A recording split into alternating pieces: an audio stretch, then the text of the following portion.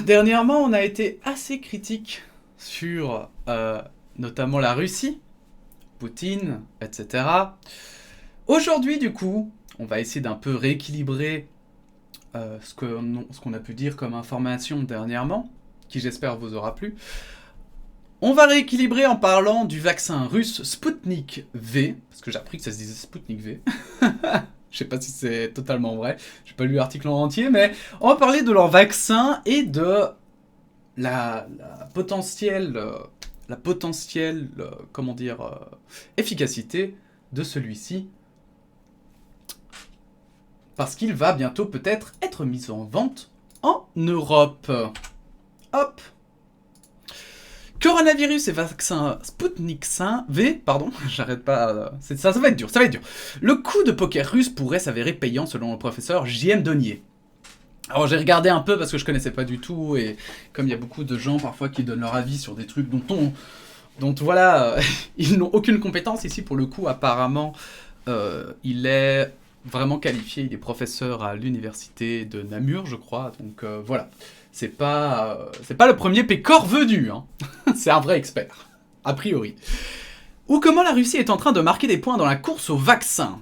C'est que le vaccin mis au point par Moscou depuis le mois d'août vient de franchir une nouvelle étape importante. The Lancet, une des 3 publications médicales les plus influentes au monde, vient de publier une étude élogieuse quant à son efficacité, 91,6%. On rappelle The Lancet, hein, c'est celui qui avait... The Lancet, je sais pas comment on dit. C'est le journal scientifique qui avait publié les résultats préliminaires concernant la chloroquine, qui avait fait la première grande étude sur la chloroquine, et qui avait dit qu'elle n'était pas efficace, même si après elle fut critiquée pour sa méthodologie contestable. Voilà, bref. Nous avons à ce sujet interrogé Jean-Michel Donnier, professeur et directeur du service de pharmacie à l'UN Namur. Celui-ci se dit impressionné. C'est quand même remarquable quand on voit l'efficacité des autres vaccins du même type, à savoir à adénovirus, comme AstraZeneca qui a 60 à 70% d'efficacité suivant le sous-groupe étudié, et Johnson & Johnson avec ses 66%. Ça prouve qu'ils ont un savoir-faire remarquable.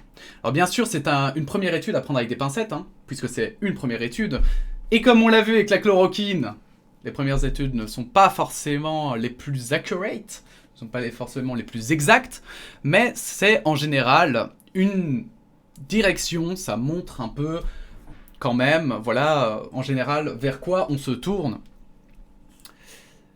Parce qu'au final, la première étude sur la chloroquine n'était peut-être pas forcément bonne, mais aujourd'hui, maintenant, on en est sûr quand même de l'efficacité de ce produit ou pas. Et cela avec les effets secondaires classiques des autres vaccins, ARN messager par exemple. Autrement dit, le coup de poker qu'ils ont fait au mois d'août dernier sur base de leurs données est en train de payer. Je les trouve cohérents, engageants et rassurants par rapport à leur vaccin, poursuit Jean-Michel Donnier. D'autant que cette opération de rigueur et de transparence, c'est-à-dire soumettre le vaccin à une étude du Lancet, ils n'étaient pas obligés de le faire. Ben non. La Russie n'a pas pour habitude forcément d'être validée par des occidentaux, je dirais ça comme ça, par des choses qu'ils ne respectent pas forcément, et pour le coup, ils l'ont fait quand même. Et c'est quand même louable. C'est du sérieux. Et le professeur d'avouer qu'il n'était pourtant pas avare en doute. Éthiquement, c'était quand même inacceptable. Faire une étude sur une 70aine d'individus de commencer à administrer le vaccin à des populations plus larges. Mais donc, ils ont fait leur étude clinique en parallèle sur près de 40 000 personnes. C'est insane quand même, quand vous y pensez. Ils étaient même pas sûrs. Ça aurait pu tuer, sur les 40 000, ils auraient pu en tuer 36 000, quoi. Mais ils l'ont lancé, et ça a l'air de marcher. Ensuite, une étude de phase 3 sérieuse et dans les clous, randomisée, double aveugle, placebo contrôlé, multicentrique sur 40 000 individus, qui a commencé officiellement dans le courant du mois de septembre, avec des résultats logiquement un peu décalés par rapport à Pfizer, qui avait débuté en juillet, mais dans des pays assez intéressants car assez variables. Donc on ne peut nier que tant maintenant leur transparence et leur rigueur scientifique payent avec ce type de publication et de résultats. Évidemment, voilà, c'est ça le problème, c'est que les Russes, ils sont très, on va dire, russo-centrés, donc ça se dit pas vraiment, mais c'est vrai qu'ils sont plutôt d'avis à prendre en considération leur population et leurs scientifiques, et pas les autres. Et donc, évidemment, vous savez comment marche la science, on ne se base pas sur une population de scientifiques, on partage des données, en général mondialement, et on voit si elle tient à la critique. Voilà. Grâce à ces résultats d'efficacité, Sputnik V serait donc en train de détrôner le vaccin d'AstraZeneca sur la 3e marche du podium. Pfizer, Moderna et bientôt Sputnik auraient en effet une efficacité évaluée à plus de 90%, et pour AstraZeneca, on descend de classe avec environ 70% d'efficacité. Notons tout de même qu'une efficacité moindre dans la population n'est pas forcément gage d'une mauvaise façon de lutter contre l'épidémie. Il faut juste vacciner plus de personnes pour favoriser l'immunité collective. À la lumière de ces engageants résultats, une autorisation de l'Agence européenne du médicament serait-elle souhaitable? Ce serait une excellente chose pour garantir et valider les données déjà publiées dans The Lancet, explique Jean-Michel Donier. Les autorités russes seraient aussi en pourparlers avec les Européens. Si une autorisation était déclarée, Sputnik pourrait donc s'engager sur le marché du vieux continent. Mais il faudra qu'il trouve sa place, ce qui pourrait, par exemple, être le cas pour certains pays, comme la Hongrie qui a déjà approuvé son autorisation. Des avantages indéniables seraient qu'il pourrait trouver sa place aussi dans un climat de problème d'approvisionnement des autres vaccins. Il est moins cher que ceux basés sur l'ARN messager et ne demande pas des infrastructures aussi importantes que d'autres pour sa conservation.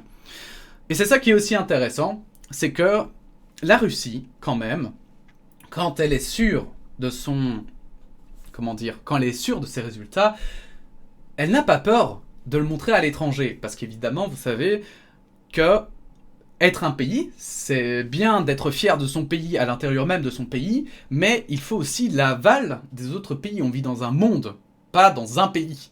Et donc, inévitablement, si la Russie veut briller à l'international, pour ça, elle doit faire ses preuves. Et donc, ce n'est pas avec des études qu'elle ferait qu'en Russie qu'elle peut briller.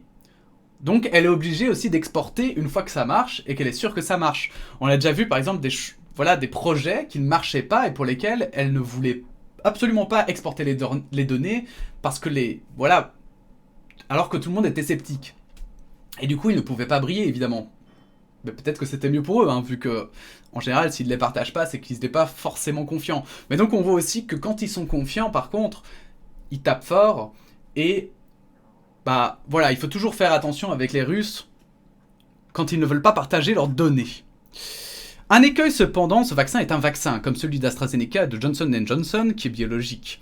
La production de ce type de vaccin est plus fluctuante, plus qu'avec les vaccins à ARN messager, donc ce n'est pas le tout d'avoir un vaccin, c'est d'avoir un vaccin à des prix raisonnables et dans des délais acceptables.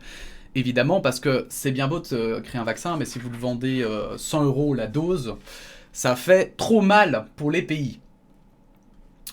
Est-ce que ça, j'avais oublié de le lire? Je crois que j'avais oublié de le lire, j'avais oublié de le surligner, donc je le fais vite fait maintenant, hop, sous vos yeux ébahis, Quel professionnalisme. L'Europe pourrait donc s'avérer devenir un nouveau débouché pour le vaccin russe, mais ce ne serait pas forcément la priorité. Pour les professeurs à l'université de Namur, ils ont déjà un marché colossal. Inde, Brésil, Amérique centrale. Il devrait dans le monde s'installer une grande concurrence entre Sputnik et Sinopharm, le vaccin chinois déjà autorisé en Serbie et aussi approuvé en Hongrie, soit dit en passant. Ce dernier est déjà bien en cours d'implantation sur le continent africain et dans le Golfe arabique notamment. La course au vaccin est donc plus que jamais en cours sur notre planète, ébranlée par la pandémie. Donc ça, c'est un peu le côté très intéressant, c'est effectivement...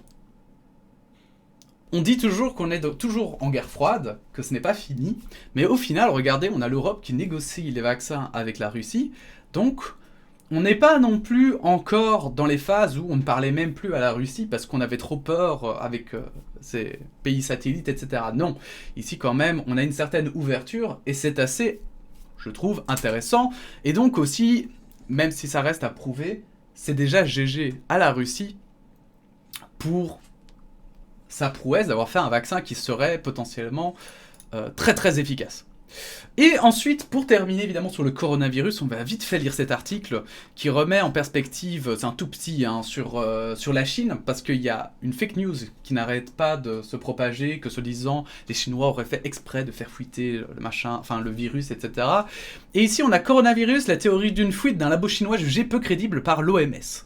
Donc on a une équipe de l'OMS qui va sur place et qui commence à donner ses premiers résultats préliminaires. Une équipe de l'OMS s'est rendue mercredi à l'Institut de virologie de Wuhan, accusé notamment par Donald Trump d'avoir laissé s'échapper le virus d'un de ses laboratoires. Le chef des experts de l'OMS qui enquête à Wuhan sur l'origine de la pandémie a semblé écarter jeudi la thèse de la fuite de laboratoire. Excellent scénario de film selon lui dans un entretien avec l'AFP. Peter Ben Mbarek fait partie de la dizaine de chercheurs de l'Organisation mondiale de la santé, arrivés le mois dernier en Chine pour enquêter sur l'apparition du Covid-19. L'équipe s'est rendue mercredi à l'Institut de virologie de Wuhan, dans le centre de la Chine, accusé notamment par l'ancien président américain Donald Trump d'avoir laissé s'échapper le virus d'un de ses laboratoires, accidentellement ou non. Il s'agit jusqu'à présent du site le plus controversé visité par la délégation. Si nous commençons à suivre et à chasser les fantômes ici et là, nous n'irons jamais nulle part, a estimé M. Ben Mbarek, joint au téléphone de Pékin. Toutefois, la visite de l'Institut a été une étape importante pour comprendre d'où viennent ces histoires, selon ce spécialiste de sécurité alimentaire en poste à Pékin pour l'OMS au début des années 2010. Donc, ils n'ont pas envie évidemment d'alimenter les théories du complot, ils n'ont pas envie de commencer à chercher et à déféquer toutes les théories, à montrer qu'elles sont complètement folles ou délirantes. C'est pas leur but parce que, enfin, folles ou délirantes, voilà, le problème c'est qu'on peut pas se baser sur toutes les rumeurs et commencer à vérifier toutes les rumeurs, ça prendrait trop de temps, surtout quand elles ne tiennent pas et qu'il n'y a pas de preuves. Donc, ils l'ont quand même fait parce que, évidemment, vu qu'il y avait quand même ce labo, je suppose, et que ce n'était pas n'importe quel labo, même s'ils savent qu'il n'a pas été produit là, c'est important de voir que tout est bien fait correctement et qu'il n'y a pas de soucis. L'Institut de virologie de Wuhan dispose depuis 2012 d'un laboratoire de haute sécurité P3 pour pathogènes de classe 3 qui étudie de nombreux virus, notamment les coronavirus.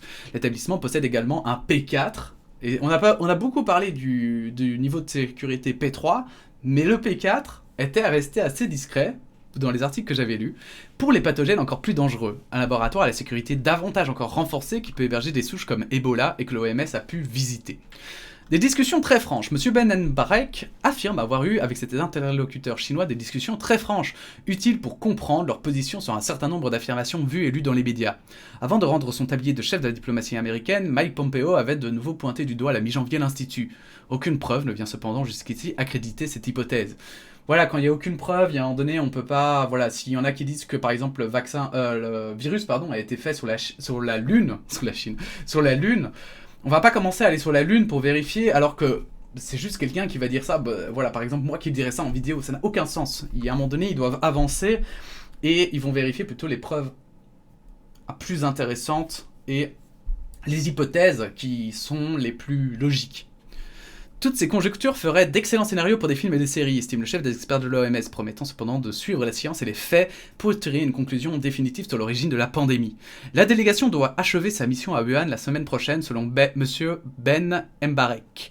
On n'aura pas de réponse complète sur l'origine du virus, mais ce sera un bon premier pas, prévient-il. Voilà, c'était juste un petit article en plus du premier, comme ça on a un peu toutes les dernières infos. On aura parlé de la Russie et de la Chine, hein. Les deux pays finalement qui sont, on va dire, un peu plus... qui font pas beaucoup parler d'eux. Hein. Et bon, et ben voilà, maintenant vous saurez tout sur le Covid. Bon, si ça vous a plu, n'hésitez pas évidemment à liker, disliker la vidéo, n'hésitez pas à vous abonner, et puis à bientôt pour une autre vidéo d'actu.